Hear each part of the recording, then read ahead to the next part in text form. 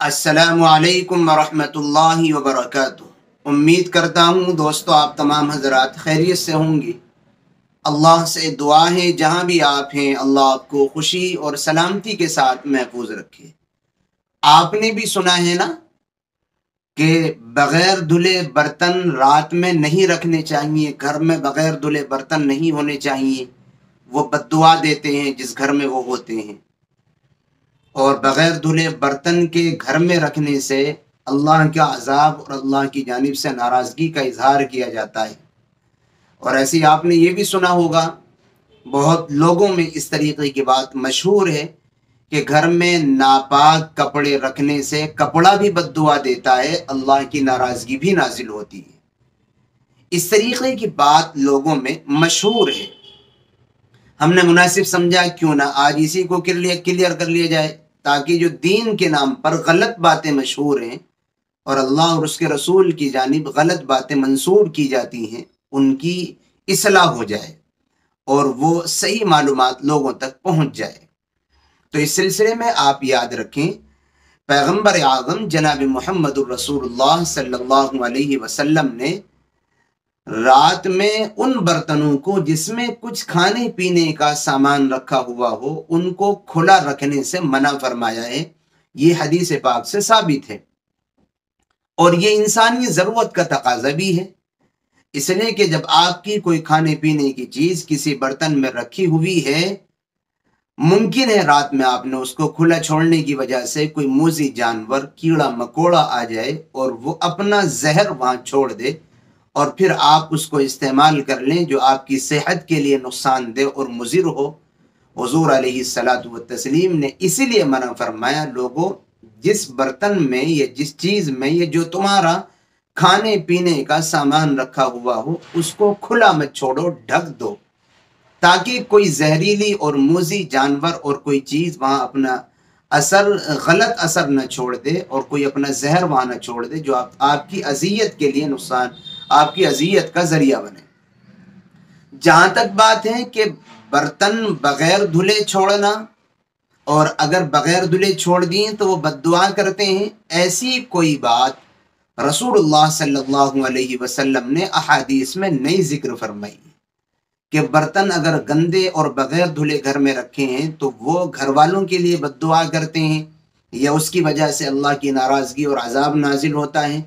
ऐसी कोई बात हुज़ूर अलैहिस्सलातु वत्तस्लीम से अहादीस के ज़ख़ीरे में मौजूद नहीं है, नहीं मिलती है। लेकिन इसलिए ये कहना गलत है कि वो बर्तन बद्दुआ करते हैं। बद्दुआ के कोई अल्फाज अहादीस में नहीं मिलते। हाँ, जहाँ तक बात है नज़ाफ़त की, तो बर्तन को या किसी भी चीज़ को गंदा छोड़ना ये नज़ाफ़त की कबील से नहीं है। इस्लाम गंदगी को पसंद नहीं करता है। इस्लाम तो सफाई सुथराई का हुक्म भी देता है और सफाई सुथराई को पसंद भी करता है। अब गंदे छोड़ना ये नज़ाफ़त और सफाई के खिलाफ है, बल्कि अहादीस में सफाई सुथराई को आधा ईमान तक कहा है रसूलुल्लाह सल्लल्लाहु अलैहि वसल्लम ने। इसलिए सफाई का तो एहतमाम करना चाहिए।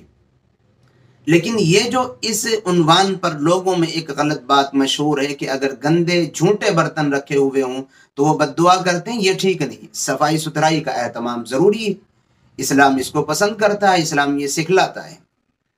तो ये बात क्लियर हो गई कि वो बर्तन बद्दुआ तो नहीं करते, लेकिन उनका साफ करना चाहिए, रात में साफ करके रखना चाहिए।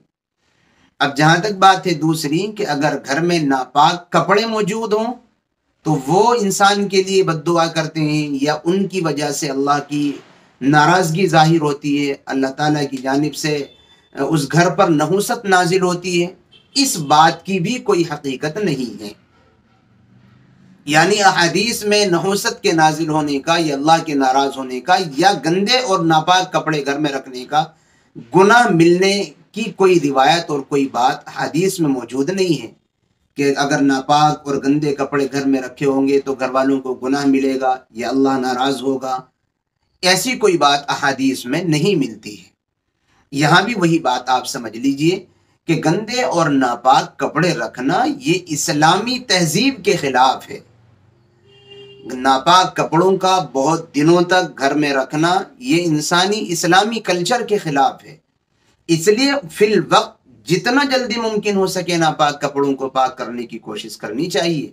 ان کو بہت دنوں تک ناپاک رکھنا اور بہت دنوں تک ان کو گندا رکھنا اسلامی تہذیب کم سے کم اس کی اجازت نہیں دیتی ہے، اس لیے کہ اسلام تو آدھے حضور نے فرمایا کہ صفائی ستھرائی کا اہتمام کرنا آدھے ایمان ہے، الطہور شطر الایمان، النظافۃ من الایمان تک کے الفاظ احادیث میں موجود ہیں۔